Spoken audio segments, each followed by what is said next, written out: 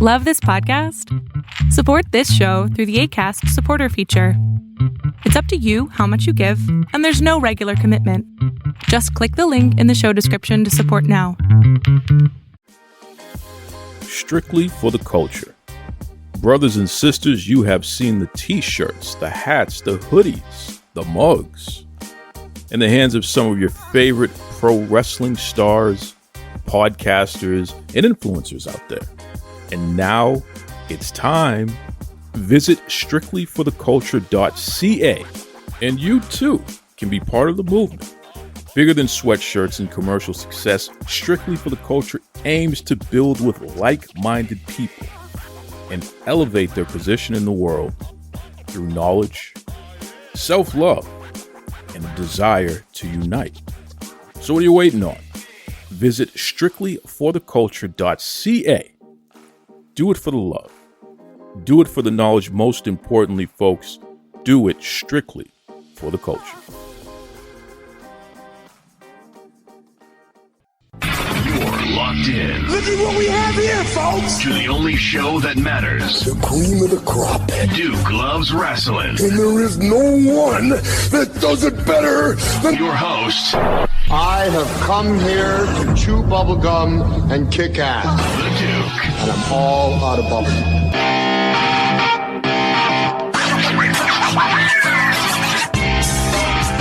My name is Leigh Bursey, Leigh-Bursey. I am a 36-year-old first-time homeowner, married in 2021, former homeless youth, former municipal councillor, former mall Santa, former drag queen, part-time pro wrestler. I've written children's books. I work in, as a chartered housing professional, work in housing and homelessness with chronic homeless people. And I'm a massive mark and a huge wrestling fan for most of my life. And actually, I genuinely give it the credit for teaching me to read. And I know that I'm excited to be here today because you're listening to Duke Loves Rasslin.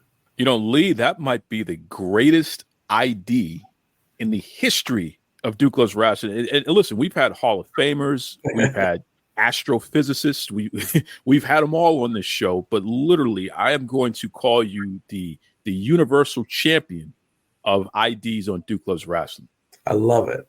I'm in good company. Me and Kevin Steen out there, us Canadian universal champions. So. Well, listen, I gotta talk. You brought his name up, so I gotta talk to you about Kevin Steen. He hates my guts. Really? Doesn't like me. He blocked me because years ago, when Will Ospreay and Ricochet had their little series of matches, and everyone was talking about how crazy this was and what have you, I made the comment that it was a nice display of athleticism, but in my opinion, it was not pro wrestling. And Kevin Steen retweeted me, called me a moron, and then blocked me. No kidding. So now, would he have been WWE Kevin Owens by that point, or would this have still been more Ring of Honor era? No, he was in WWE at that point, but he was only a couple years in, maybe a year and a half, 2 years. I can't speak to maybe the potential that he has a very strong relationship with either or. I know he works with one of those superstars, and they are both remarkable and incredible athletes. What I've always been interested with Ricochet as a unique example is a lot of people thought he had some background as a gymnast. And I remember reading an interview where he said, I think I would be significantly better than I am if I had. He's like, I wish I had done that. I got a lot of respect for him in that he's very unique and he does offer something very special. But at the same time, and this is where I'm going to be at odds with, with Kevin here, I tend to agree with you. And I don't know that I might be a little more diplomatic. I don't know that I would say it's not wrestling. It's obviously wrestling. I mean, a bell started, a bell ended, two people performed. There was a winner, I assume. It was wrestling that doesn't appeal to me. It was something about that I thought was really beautiful and fancy, but brutally contrived. And I kind of sided with, I believe one of the critics of it actually was Vader. And I think that led to a program between him and one of those performers, actually. And, I would remember watching Vader's moonsault. And I think he was probably the first I ever recognized doing it. No doubt I probably saw Shawn Michaels do it first. But I don't know that it ever registered to me because Shawn did a lot of beautiful, fancy things. But he did it very articulately and mixed it with something that still felt very emotional. and very hard hitting. Shawn was a unique character, but when Vader did that moonsault, that stood out as oh my God moment. Holy crap. That's where those chants come from in the ECW arena. Whereas I don't know that anything about that stimulation fest made me go, wow, other than I was very impressed with the timing and the delivery. But I don't know that there was a single moment of emotionality between that entire trapeze act. And, Kevin, as, I look at as kind of an enigma. And, as a proud Canadian guy, I'm a big fan of Kevin and Sammy as performers. And Kevin has always been a gentleman to me when I've met him. Sammy even more so. They're generally universally liked and beloved performers. And my dog's introducing himself here. Apologize, but he's a tag team partner. It's just how it goes. But I don't know. Like I'm as someone who Kevin is all about displaying emotion, and a lot of what he does is about being hard hitting and delivering things that feel very real. To see him object to your comments, I think he's almost the antithesis of that type of performance. Well, and that's why I was taken aback. So I'll just say this. Kevin Owens, you're a punk. I don't like you. You've been riding Sami Zayn's coattails your entire career. And just like Lee's dog objects to you, I object to you. You know damn well that nonsense that Ospreay and Ricochet was doing was not pro wrestling. It was flippy dippy peanut butter skippy, but it wasn't pro wrestling. So pull up your skinny jeans, Kevin Owens. That's right. Lee, you're my kind of guy because you actually have taken the time to form an opinion, and it's a well-defined opinion, and no one else is influencing your opinion beyond you. You take a look at the facts, and you compare it and contrast it, and you come up with something. Why is that such a lost art today? It seems like a lot of people want to go with the in crowd, and they'll change at the drop of a dime when the in crowd changes too. Why do you think that is? I'm not sure. I think it's more the immediate gratification piece. I think that's the thing I notice in social media and internet movement as it's expanded. I often think to myself, what would, and this is the best way to put it, what specific to IWC, and I'm trying to find the appropriate words to make this have impact. How would today's generation of clickbait keyboard warriors respond in real time to Steve Austin versus Bret Hart in March of 1997? What would those same performers, what would their star ratings be? And I'm not talking about Dave Meltzer's. He's been doing this for years, and that changes on the drop of a dime too. I've got my criticisms. I mean, just generally, what would the audience's response be? And then to take that even a further step back, what would the audience, or how would the modern audience that is live tweeting the match, and I do this too, who's live tweeting the match as it's happening. So no doubt we're missing something. You can compare it to if there's subtitles in a movie. At some point, you're going to miss a key detail trying to focus on the nuance. What happens in that respect to matches that have defined generations, such as just a year before, Bret Hart with another classic against Shawn Michaels in a 63-minute Iron Man match? Would the consensus today be the same that match is classic? I know Dax Harwood will be out there having a watch along on Twitter, and I commend him for that because he's one of those very unique characters. And there are a few of them that have somehow been able to find a middle ground between being a blatant throwback character, almost lacking nuance. Generally speaking, is a walking tribute to his heroes, and somehow still manages to appeal to the in-crowd base. And I sometimes wonder if they tokenize an FTR and say, well, of course we like real wrestling. We love FTR. That's why we vote for them to be Team of the Year, despite the fact that they wrestle a style unlike everything else that we watch and unlike anything else that we pretend to like. And I find that that's what I think people find frustrating is would FTR versus another team like FTR versus another team like FTR and continue on so forth. If that was what a tag team division looked like in any major company in North America, would it carry any weight on a commercial level? Because ultimately, the people who are responding online are responding to, as I said, stimulation festivals. They're looking for something that's fast, that's gratifying, that's almost hypnotic. I definitely appreciate that. One thing that Dave Meltzer said that sticks with me. I was at first debating it, but I've come to appreciate this comment, although I would still have a slight variation. If anyone was to ask me who I think was the most influential performer of this generation and last, or within the adult lifetime at 36, I would have said Shawn Michaels, while he would say it's Rey Mysterio, not even close. And I could make an argument that neither are wrong, because if you were to look at a particular crop of NXT performers before Shawn Michaels was even affiliated with that brand, who were coming up, just in visual presence, they resembled him and his movements almost to the point of fallacy. Whereas, no doubt, the appearance of schizophrenic, hyperkinetic energy that comes from these very bombastic movements in wrestling, you have to attribute to a Rey Mysterio, not because he did it better than anyone else, more so that he did it during a time when a lot of people were watching wrestling and had not seen anything of that nature in their living room before. But generally speaking, I feel like Rey Mysterio, who, quite frankly, is aging like fine wine, his matches are still good, whether or not his programs carry the steam that they did at a certain point. I wonder if the cruiserweight division of 1997 would be heralded at the level that we eulogize it, and through nostalgia, if it was in live time today. Because a lot of times it seems to be the ground zero for the Young Bucks style and Kenny Omega style and Will Ospreay style of performance.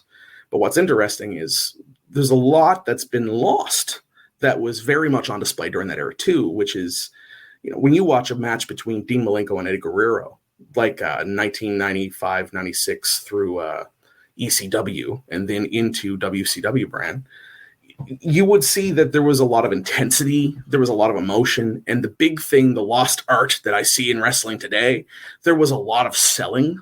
There was a lot of something looking like it hurt and feeling for that performer like it felt real. I'm looking for my suspension of disbelief, and I'm looking for my belief to truly be suspended. And that's very difficult when everything is sort of, each movement is almost...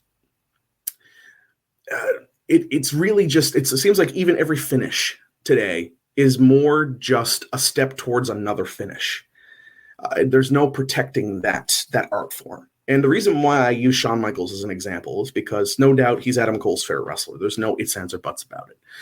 He's Johnny Gargano's favorite wrestler as the WWE answer to that. And there's an entire generation of people out there, much like the Young Bucks, who are doing super kicks all day long in every match. And the audience is calling super kick parties, and they're having a blast with this concept, and they're getting into it. And you hear, oh my God, holy F, this is great. That was awesome. And everyone's living for those chants or the tweet that reflects that chant. But what's interesting is the reason why I mentioned the matches I did is, would those age as well if they were in today's marketplace? And I appreciate evolution. I understand that, interests change and things become different.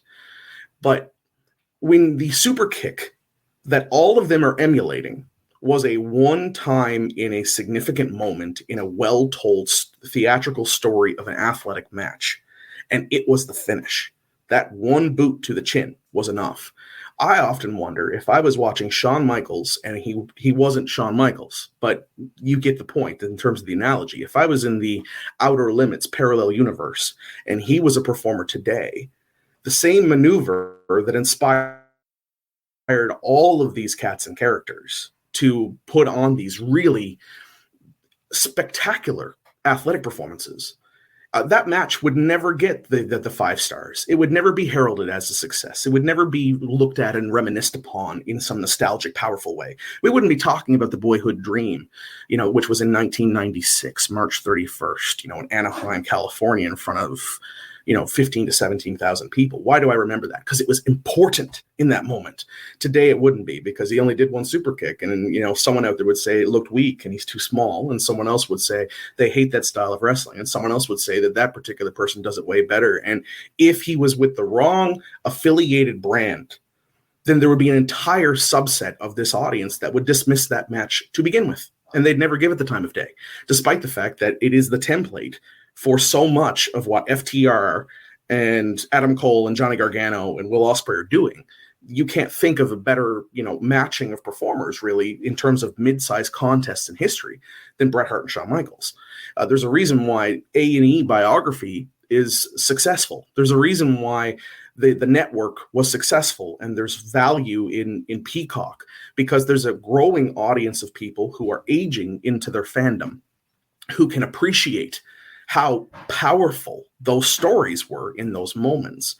But that's being missed, because right now the clickbait is the center focus of the story. It's how can I get the most instantaneous pop? It's not how can I tell the most meaningful story. And that is the lost art. And that's what's making this entire generation. And this is not a criticism of an AEW specific or a New Japan specific. I'm watching the same happen in NXT.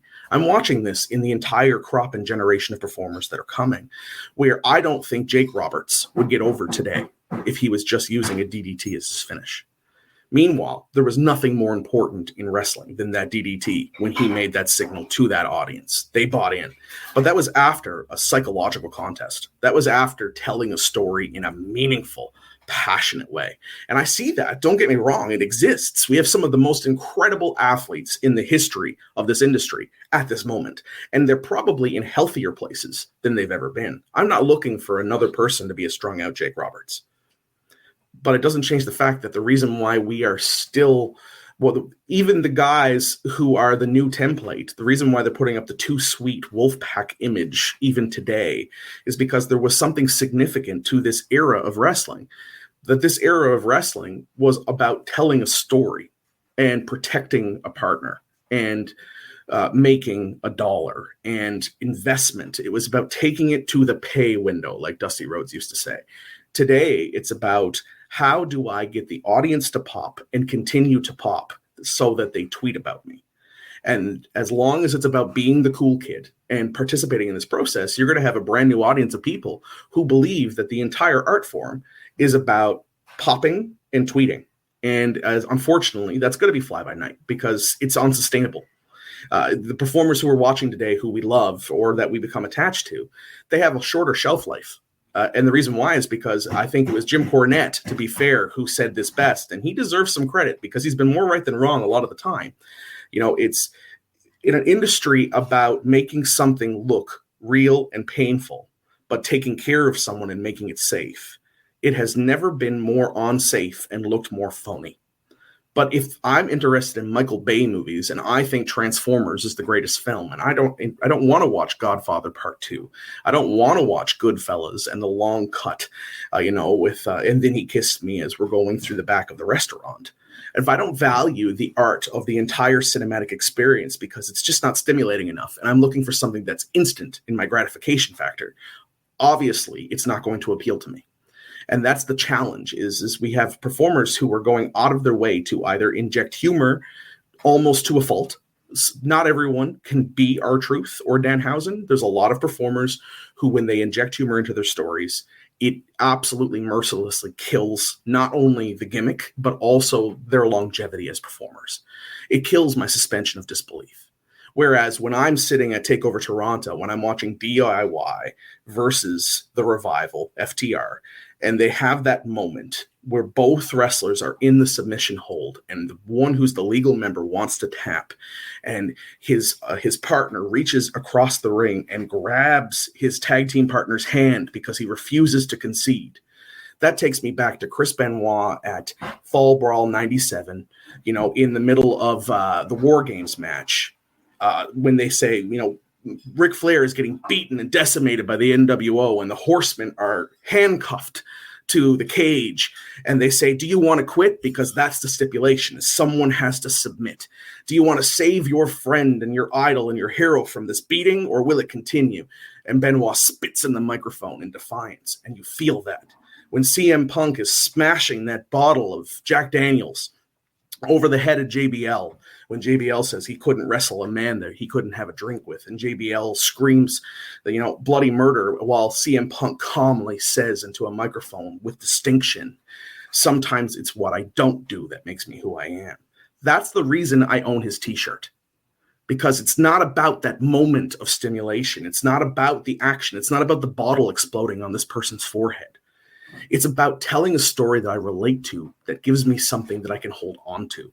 I don't feel that when I watch a Young Bucks match. But for those who come from a generation where everything is 5 minutes or less, and the commercial is sometimes the best part of the sports game, and there seems to be more fascination with who's at the game than who's playing the game, what am I expecting from this audience? I'm looking for a retweet myself, so I can't be super critical. But I can honestly say that, do I think it's poisonous? Yes, because I bet any money someone would look at that Iron Man match and say, that crowd's dead and those guys don't know how to work. Well said. Well said. You covered the gamut there. And I love that, Leigh, because, again, you're somebody who has taken the time to form an opinion, and you're using facts in order to get you there. So I want to switch speeds for a second here, because the big thing trending right now is the fact that Maxine Dupree in the WWE, she was booed at a house show. Fans telling her that she's not a good wrestler and all that good stuff there. You're somebody who's been an elected official. Mm-hmm. You are a government official. You're a housing advocate. You're somebody who has dealt with the pushback of people critiquing your job performance. Yeah. And whether it's accurate or whether it's contrived, at the same time, at the end of the day, you've gotten direct feedback in the moment as you're doing your job. No different from Maxine in that regard. So what's your take on fans booing somebody that the company has positioned to be cheered? Because I got to tell you, Leigh, and I'm going to lead with this, I think it's a bunch of baloney that any of these wrestlers are having such a hard time with the fact that, fans don't always cheer the good guy. Sometimes they want to cheer for the bad guys. And also, if they don't like the way you wrestle, they're going to boo you for that too. Imagine that. But I want to get your take as somebody who's been on the receiving end of extreme criticism over people monitoring your job. I just referenced to, Jimmy. I referenced James E. just a minute ago, and he had a beautiful comment about this, which is, she seems like a beautiful, very athletic, very nice person. I just don't ever want to watch her wrestle. And I thought that was about the soft and diplomatic as I've ever heard Cornette be about anything, frankly. But, the reality is the libertarian part of my personality says those fans paid their good money to boo, cheer, and piss on whatever they damn well please. And I think that any reaction is better than no reaction because it's a real-time response. The best part is it was in a house show. I shouldn't know about this. I should not know that happened. That should not be a part of the lore or canon of this story, because the purpose of the house show is so that the performers can get better. I could say the same thing. I watched some criticism a couple of years ago, and, I'm going to throw a dog bone here to AEW. I saw people being very critical of, I think it was Anna Jay and another performer at a house show, in the very few house shows that company put on, criticizing that these people don't know how to work. And all I thought to myself is, if you were to listen to any of the veterans that we, like I said, eulogize nostalgically and hold in such high regard, they'd be the first ones to tell you that they were working for nothing and working for table scraps and working in crappy bingo halls, that it took a time for that arena to become something of significance in the lore of this business. For a long time, it was also a proving ground in this business, and that's why we were so fascinated. Steve Austin is a natural talent who put on incredible matches, and someone saw that value in him and wanted to work with him. And Brett puts him over without him even going over, just gives him that platform, and then someone else latches on to that naturally. But that said, do you think that Steve Austin once won a PWI or a Pro Wrestling Observer Award for worst match of the year? They have to develop, and who was he in the match with? Bobby Eaton, who's never had a bad match with anyone, apparently, except Steve Austin. Seth Rollins had a Worst Match of the Year award a couple of years ago. And let's be real, that's as close to Mr. WrestleMania as my era has in performers. And I bet it hurts. I'm not saying that, I'm not going to completely dehumanize the person. I think the reason why it hurts, though, is different today than it was before. It used to hurt because generally if your match sucked, someone was doing something poorly, and I bet it stung and it was stiff and it looked dumb. Today it hurts because we're sort of putting people in a position to fail. Maxine is stunning. She is a beautiful woman who I no doubt has a spectacular support base because there are worse looking young women to be on my screen. She also, from what I understand, again, I don't know, I've never met her, seems like she's probably a very lovely person. And I will give her credit if you were to look at some of the clips of some of these matches that she has had. I think she's had 15 in her entire career, might I add. Some of the movements that she's pulled out have been kind of impressive and awe-inspiring for a second.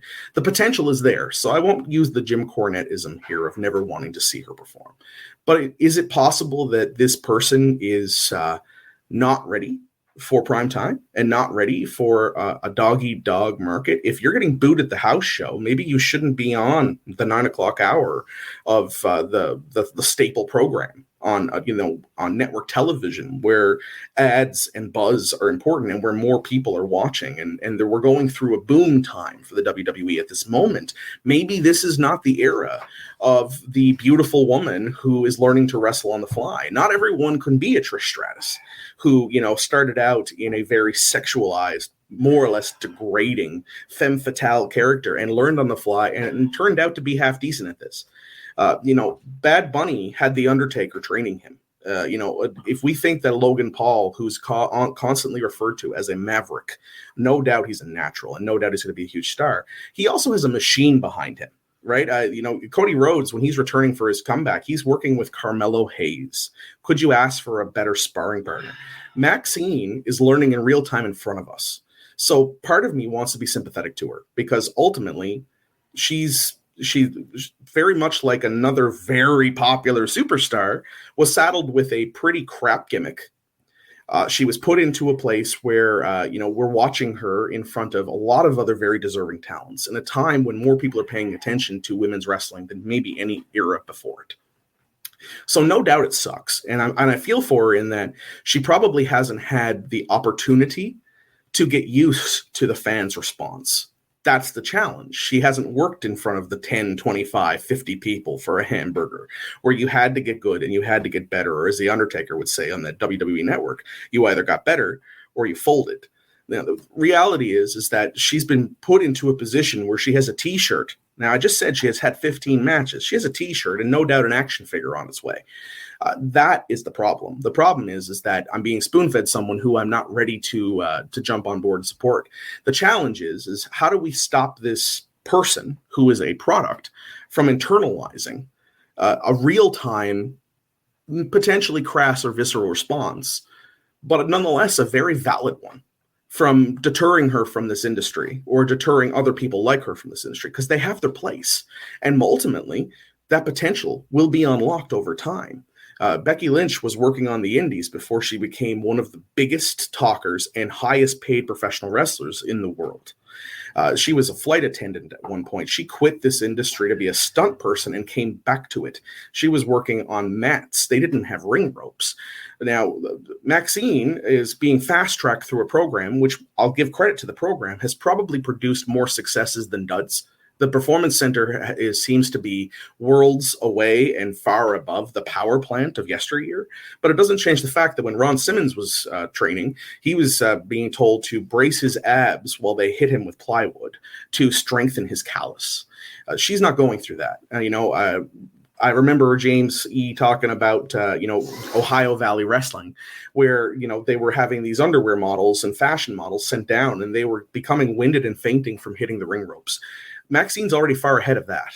So the potential is there for, but, I appreciate that you have a united locker room of people who came out to support her. I think that is very wholesome. I appreciate someone, Rhea Ripley, who, is a phenomenon and a massive star and a sex symbol, but also a very much a symbol of strength and talent, can come out and support this person and sort of give that culture check. I don't think that's a bad thing, and I don't think it's baloney, if I'm being honest, Duke. I think that I like the united locker room, and I also like that we should be compassionate as a society.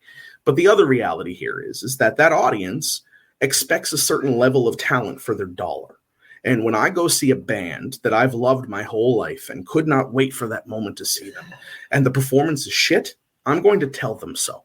And I'm going to tell them by either not buying their next record, by leaving the concert, by not supporting it, but also by telling my friends it's a buyer beware market. If I go to a Walmart or any, in your case, Target maybe, or some, department franchise store to pick up a product that I'm expecting a certain level of quality from, and it's not, I have a right to that objection. And I think that generally speaking, as we've seen notoriously in professional wrestling, sometimes there's different levels of heat and anger. I think you cannot exist in the same time as a Dominic Mysterio and say that every one of these negative reactions is inherently a bad thing. It's just a matter of playing to the strength and reevaluating. It's about going back to the drawing board and saying, we have to do this differently. And that's where you either get better or you fold. Maybe she's not right for this, or maybe she really is. And we're going to find out in 6 months how good she could be, because someone like Liv Morgan used to be told she couldn't wrestle and her matches were crap too. And then she's out there training and her videos are constant, and she's never looked stronger. She's never been more beautiful. She's never been presented with more strength and more unique stories. That's very far removed, whether you're a fan of that performer or not.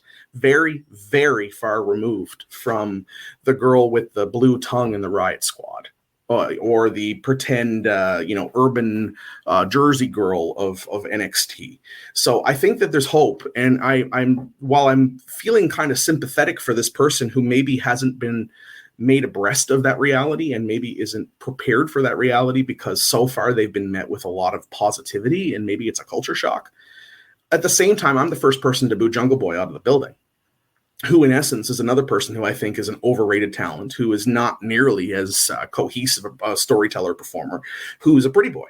So I can't sit here and criticize a fan for having a problem just because this person's feminine and this person's masculine. Ultimately, as a consumer, either it's good or it isn't, and if it isn't good, make it better. That's how capitalism works in a more sincere sense. It's not vulturistic. It's very much a venture capitalistic approach. Either your product will improve, or so to make sure that people enjoy it and get their money's worth, or they will shop elsewhere. And the best possible litmus test in that argument is when someone gets that argument in real time at a house show. The challenge is that we get to see it now with the internet, blasting this clip at us. And that truly is the shame of this, because this is where she's supposed to learn. This is where she's supposed to learn to sell. This is where she's supposed to see what works and what doesn't. And this is where every generation before her has been given the opportunity to do that without a worldwide audience retweeting her failures. So that's the unfortunate part of this stimulation fest I talk about. In terms of politics, I had people who would hate me for a lot of reasons. I actually once had someone write a letter to my city clerk via email because they thought my socks were too short. I've seen it. You come out in front of people on issues that matter, like gender equality issues or harm reduction, very contentious issues for some people, where to me, they were very much matter-of-fact issues for the people I served. And I was thinking, how can I make a more compassionate society? While others were seeing, Girl Interrupted, and they believe that, Nurse Ratched from One Flew Over the Cuckoo's Nest is a great example of how mental health works. It's not. That's entertainment. Unfortunately, we have to be a compassionate society because there's people who are not receiving that compassion elsewhere where I felt like they should. Now, that made me a target for a lot of issues. I mentioned being a drag queen, as almost a token part of something I got to do. And that's what it was. It was a token character. But ultimately, it was also a response for me as an activist in protest to say, I'm a heterosexual man who happens to be lucky enough to love beautiful women and never have had my my sexuality criticized. So it made sense for me to put on a dress and go out and learn a Billie Eilish dance routine, because to me, it was one of those punk rock, F you, I won't do what you told me moments, like Zach De La Rocha screaming into a microphone. But for others, it's also a daily part of the reality. So, I mean, generally speaking, you're going to learn in real time if something works or it doesn't. But that doesn't always mean the negative response is a bad thing. If anything, it should be feeding us to reevaluate why we like something or why we don't. And ideally, in her case specifically, they're not booing her for the purposes of getting heat. They're not booing her the way they would boo Scott Hall in the NWO because he'd say something and it would snap. They're not booing them like they boo MJF. They're booing her because they think she's trash. And unfortunately, at this moment, their argument is more valid than her performance indicates. It doesn't change the fact that if she takes that Dominic Mysterio approach and owns it, and she continues to get better, and you're going to have someone who's going to throw that clip up in the air and constantly pummel it on social media feeds for the next 2 years, because they've determined and decided that it's popular to hate this girl. And imagine the egg on their face if in 2 years from now she's a WrestleMania caliber performer who's just killing it and made it her own, and feeds this into some anti-hero character who's pissed off at the system and telling all of those fat, out-of-weight, gelatinous fans, who live in their parents' basements, that they're just jealous they could never find a girl who could not only look as good as her, but also perform at a level that she could and make $1 million doing it. That's what I want to see come from this process. Well, listen, you're a very diplomatic man. I can see why you were elected. I am in a position where I don't have to be as diplomatic, so I'm just going to say this. Maxine Dupree, I think you're a very talented person. You have your own clothing line and you're into fashion. I think that's cool. From what I've heard, you are very excellent when it comes to meeting fans face to face, and the kids love you and all that good stuff. So the person behind the character is solid. No question about it. As a wrestler, I literally am going to line up and boo you every single chance that I get until you learn how to wrestle properly. Because right now, you're a liability. You're ridiculous in the ring. They shouldn't put you in the ring. Triple H, I would fire you if I was in charge for putting that young lady and her opponents in a position where somebody's going to get hurt, and also for stinking up the joint, putting somebody in the ring like that who's clearly not ready. So you fast-tracked her. You set her up to fail, just like Leigh said, very diplomatically. But I'm going to be far less diplomatic and say she has no business in a wrestling ring wrestling. And I'm going to boo her, and I'm going to enjoy every second of booing her until she actually learns how to wrestle. That's fair. That's right. I can respect that. But at the same time, I'm going to get you in trouble, Leigh. booing her based on the idea that she's an unsafe worker. But, I'm booing an entire subset of the wrestling industry for being an unsafe business. Right? I love that. I loved ECW like everybody else because it was this maverick cultural phenomenon. It was the renegade, the island of misfit toys, as Taz would say. Some of my favorite moments. I watched a match one time. Was it Ty Jerry versus Steve Corino? This was towards the end of ECW. And I remember showing this to a friend who had never watched an ECW pay-per-view. And I said, watch this. And he was like, that was fantastic. Holy shit, these guys are amazing. What happened to Steve Corino? That guy was solid. And all I thought to myself was, yeah, you're right. And what was special was that in any other setting, it probably would never have been as meaningful as this person is seeing it. It's that audience that's carrying this, and it's renegade and it's cool. But ultimately, it also killed the injury angle. You can't very well be Bobby Eaton at Smoky Mountain taking time off because he's having a kid or he has a wrist injury when you've got the Sandman being crucified on the other station. This is a famous analogy, but there's a reason why. Ultimately, it probably did more harm than good in that the bulk of that roster is dead. Ultimately, it did more harm than good because it wasn't a safe business. And that doesn't mean it didn't have its place, but there were definitely steps that could have been taken. We could have avoided Chris Benoit scenarios where we have this incredible performer who, by all intents and purposes, at different points throughout his adult life in this industry, most people respected as a loving husband and family man. The deterioration of him was in real time, and it was based on a variety of factors that included head trauma, that included painkiller abuse, that included all of these different dark sides of this industry like we talk about. But, you know, I could make that same argument today when I watched, like I went to the first, was it not All In? That was the independent ROH supported event by, you know, those elite boys. But that first, was it All Out? Like the first pay-per-view that they had in Chicago when they were a company, and the show was about to premiere and the audience was into it because the internet buzz was there. I went to that to watch them crown their first world champion, and it was Chris Jericho and Hangman in the main event, which by the might I add, stunk up the joint, and it wasn't even necessarily their fault. But I just remember it sucked. I'm not going to lie. But there was a lot of cool stuff there, you know? Like, don't get me wrong, there was some really great talent there. But I just remember this one particular match that made me almost vomit. And it was this, it was the Pentagon Junior, the two tremendous lucha talents that they have, the tag team there. I'm not sure their names. I don't want to say something obnoxious and mispronounce it, versus the Young Bucks. And I had never seen a Young Bucks match in person before, but I'd seen enough clips online to know that I was already annoyed. And I'm not going to call them Cucamonga kids and put them down and denigrate them like a lot of other people who I've already referenced in this program. But what I will say is that anyone who looks at that and says, this is innovative, look at these guys, they're saving tag team wrestling. Okay, let's be real. They are a very bad Midnight Rockers. Ooh. And they are performing at a level very much like a very intoxicated Hardy Boys. And that's how I perceive it. That doesn't mean they don't have talent. Generally, I shouldn't be speaking and saying that because it's not based on fact. I don't know that a bunch of the performers they've worked with are injured or have long-term disability because of their behaviors. What I will say is this. When I watched multiple super kicks and the most repulsive level, I think there was like 5 back-to-back or maybe more Canadian destroyers. Poor Petey Williams. Jeez, man, if there's anyone I feel for.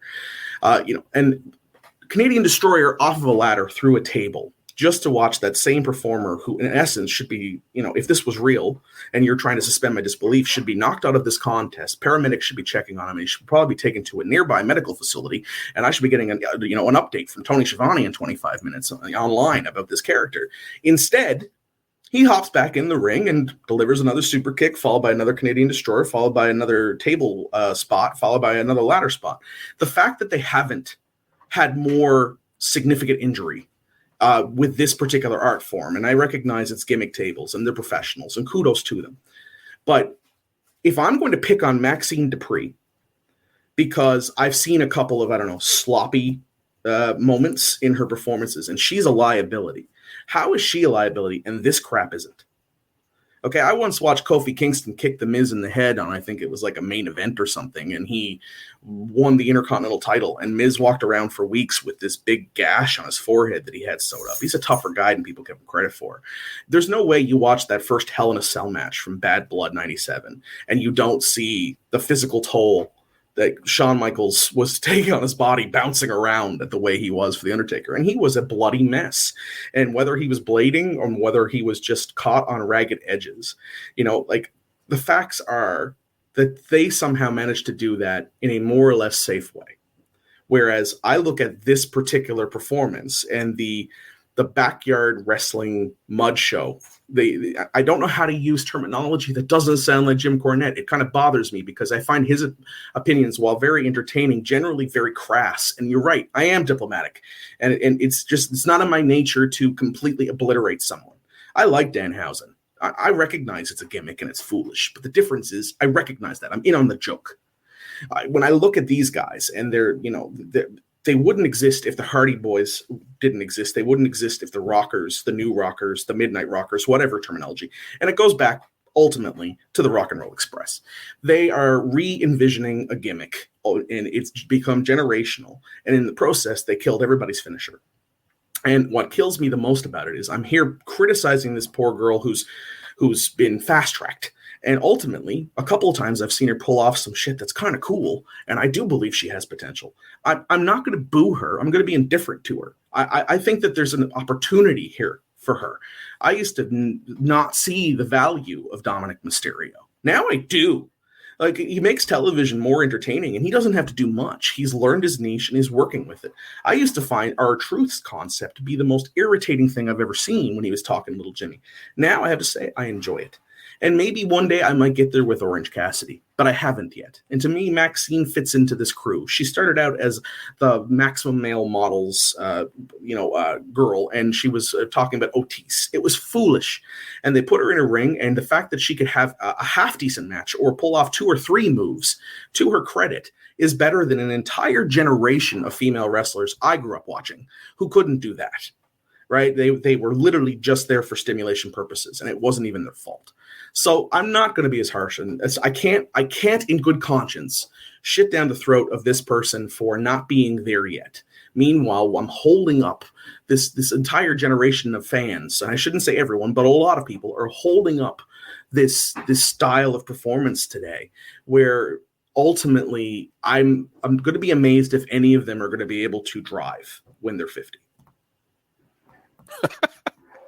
Well, once again, Maxine, when I see you outside the ring, I will shake your hand. I will point out that I think you're a great person. Inside the ring, I'm going to boo you to oblivion. That's right. Listen, Leigh, you're a guy that is a true wrestling fan, and appreciate you coming on the show. It's kind of interesting how you and I found each other on X through all the muck and what have you here, but I really enjoy you coming on the show. Definitely want to have you back sometime, man. If anyone listening wants to keep up with you and talk wrestling with you, what's the best way they can reach out to you? Well, if they're following you, I'm always clapping back at your stuff, so they can just clap back at me, and that's totally cool. I got no problem with that. By all means, the handle's there. It's at Leigh Bursey, Leigh-Bursey. But realize, when you follow me, you're not just getting wrestling. You're going to be getting social justice. You're going to be getting housing and homelessness advocacy. You're going to be getting some pretty stern opinions on some universal things. You might not agree, and that's okay. But one thing I more or less demand of anyone that I'm interacting with is a certain level of decorum. So if you want to be friends, I would love to be friends. We need more friends in the world. This unique relationship started based on a couple of entertaining exchanges on Twitter. X, whatever the hell it's called. So I would love to interact with you. I'd love to learn more about your fascinations. Maybe you could win me over on the Young Bucks. I mean, I'm all for it. Let's hear it. But generally speaking, I mean, I love this industry. And one thing I wanted to touch on just before we signed off, because I know I've more or less filibustered here as your guest. I'm very passionate about this, and you've just given me the reins. I really respect that. 20 minutes turns into 45 quickly. I did mention at the beginning about wrestling teaching me to read, and that doesn't make sense to anyone who's not gotten context to it. I used to have a stammer and used to be a very poor public speaker and was a late bloomer when it came to reading and writing. There was concern maybe I had a learning disability, or it was just anxiety, and I was a shy kid. I was always talkative and friendly, but generally only to people I felt safe around. And I had trouble interacting and making friends. And, I remember trying to read Goosebumps after a Scholastic Book Fair and stammering and struggling so hard that the teacher's like, maybe we'll revisit this another time. And being incredibly embarrassed. That's a core memory from grade 2. And I remember 1996, not exactly a boom time for WWF performance in television.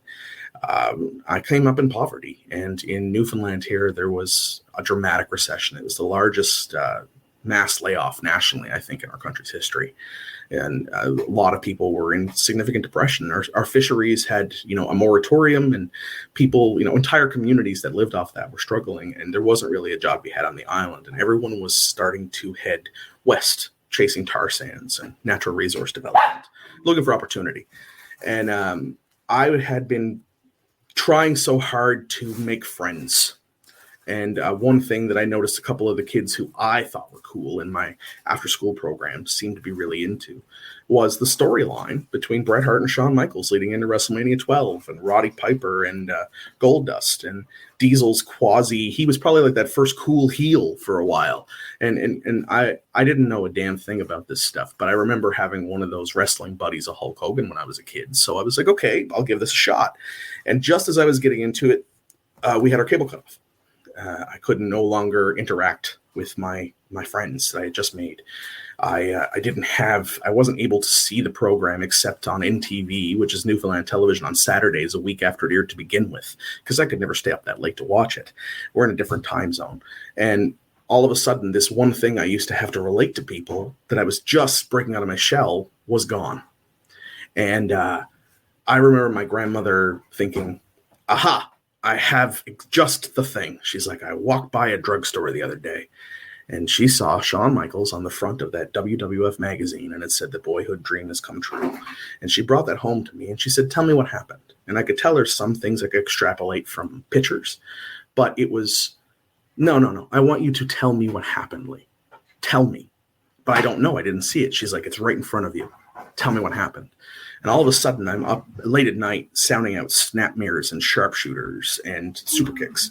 And before long, I've read every magazine that existed, from World of Wrestling to, Pro Wrestling Illustrated, which is like everyone's, eventual favorite. Bill Apter's a national treasure and deserves to be in the Hall of Fame. Just throwing that out there, And then all of a sudden, I was exposed to Vince Russo before he was ever an on-screen character and before he ever wielded as much influence. I watched the Attitude Era take shape, but I could see it coming because I was reading his editorials where he was criticizing fans about how Rocky sucks and saying that no matter how much Vince McMahon says anything could happen in the World Wrestling Federation, we all know Virgil's not going to win the Royal Rumble.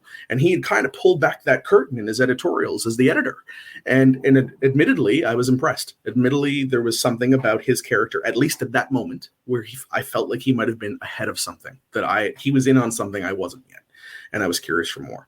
Now, I don't know that I feel the same way about Vince Russo today. Seems like a nice guy to talk to on Twitter, and I don't devalue the input and involvement he's had in the programming, but the Crash TV stuff, we remember it as being way more special and significant than it was. It was a mixture of great talent and great moments and a cultural shift that he just happened to have been able to predict 6 months ahead of schedule. So I wouldn't call it quite a visionary. He basically just watched ECW. But that said, I digress, and I'm going to a million times. Everything in wrestling is a rabbit hole. It comes down to is I wouldn't be a former municipal politician. I wouldn't be a communicator at the level that I communicate. I wouldn't have the verbiage and the language skills that I have. I wouldn't be as willing to take criticism and turn it into ammunition. I wouldn't be able to make speeches in front of people and stand against things that I felt were very punk rock and very important. I wouldn't be able to relate to people who have very different opinions than me, and sure wouldn't be able to give a soundbite that was cohesive. This is a free thinking format. We're 50 minutes in, but ultimately in politics, you don't always have that much time to get your message across, especially when you're doing an elevator pitch to a sitting government minister about why they should invest in something that you believe is a human right and that we should be doing more for, while they see it as an expense and not an investment. Professional wrestling has been such an integral part of that entire development of me as a human being. If I give the credit, whatever my opinions of some of his personal choices, people like Ric Flair being able to go out and captivate people by giving these almost nonsensical but very driven and passionate, miniature speeches. The town hall, the stump speech to Tony Schiavone or Jim Ross or Gordon Soley or whoever. Those are important moments. CM Punk there's a reason why he is that character we're still watching and clamoring for. And the reason why is because he was able to connect with a different generation by doing the same thing that a lot of the other greats have along the way. And, I might be able to eulogize The Undertaker as a very cool mythical character, but I'm never utilizing his promo as ammunition. But I can tell you, I definitely did hold on to that CM Punk and JBL.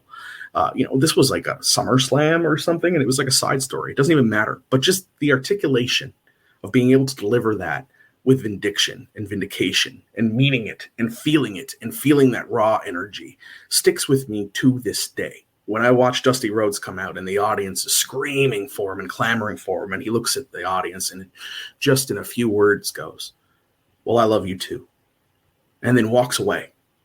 Or when Roman Reigns even comes out and goes, "It's my yard now," is a perfect, more modern example. You feel that. Well, I have used that type of contextualization to storytelling when I'm telling stories about issues that matter to me in the world. People, things, actions, items, investments, humanity. And professional wrestling, I think Cody Rhodes said it in Twitter not long ago, and I'm going to quote him, and I'm going to blow smoke right up his ass. He said, professional wrestling is the most beautiful thing sometimes. It's a love story. And I think Sami Zayn said something similar too when Terry Funk died. And I couldn't agree more, because I owe so much to a magazine about guys in tights being fake superheroes, telling 5 and 10 and 15-minute stories, sometimes incoherently and disjointed, during an era of television when anyone was just begging for attention. I had Rey Mysterio as a superhero. I had Shawn Michaels actually flying when Batman couldn't. And I had to learn what was happening at a time when I couldn't afford to participate. And by doing so, I got to stretch my own imagination, my own skills, my own storytelling capabilities. And none of who I am today as a communicator, none of who I am today as an activist, would be nearly as effective if I couldn't have watched the greats be great and do something that felt real when everyone else told you how phony it was. And as someone in politics, as someone on the left of many issues, I can't count how many times I've had to do something because it feels real to me. Just like that poor guy at the retro wrestling convention that everyone makes fun of and the meme.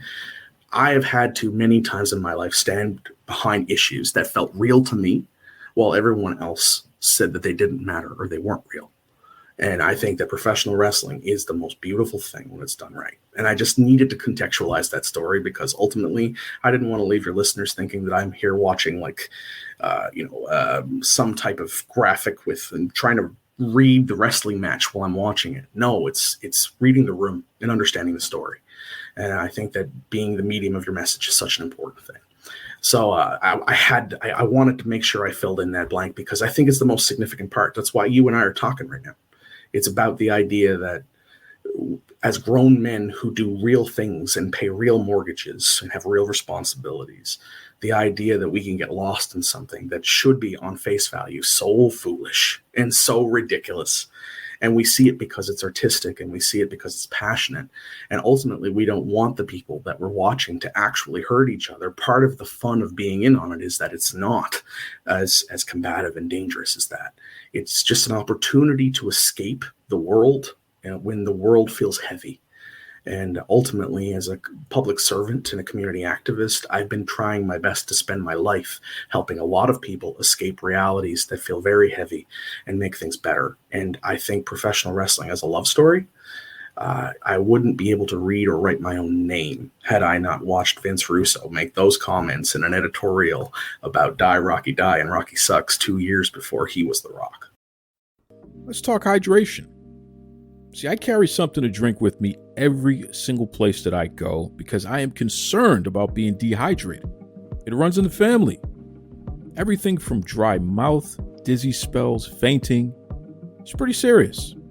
And I've tried all the different types of waters and sports drinks. Let me tell you something right now. Liquid IV. That has been the most efficient at keeping me hydrated and doing so pretty quickly. Okay, Liquid IV has 5 essential vitamins and is 2 times faster at keeping you hydrated than water alone. And I'm serious, man. Everything from vitamin C to vitamins B3, B5, B6, B12. Liquid IV also is non-GMO, so it's free from gluten, dairy, soy. So for all you folks out there with food allergies, this may be right up your alley. And I know what you're thinking, but how does it taste, Duke? Well, it tastes pretty good. Okay, we're talking my favorite in pina colada. They also have tropical punch, strawberry, new flavors like sea berry and strawberry lemonade. You can enjoy this stuff, man. But don't take my word for it. I want you to stop what you're doing right now and head over to liquidiv.com. Use the promo code Duke Loves Rasslin so you get 20% off your entire order. I mean, anything that you order on liquidiv.com. So what are you waiting for? It's time for you to shop better hydration today. Use the promo code Duke Loves Rasslin over at liquidiv.com. Save yourself 20%. Stay hydrated. Most importantly, enjoy life. That's right. Now let's get on with the show. Be kind to yourselves and be kind to others. Take it away, Tony Schiavone. This is Tony Schiavone, and we're desperately out of time on Duke Loves Wrestling.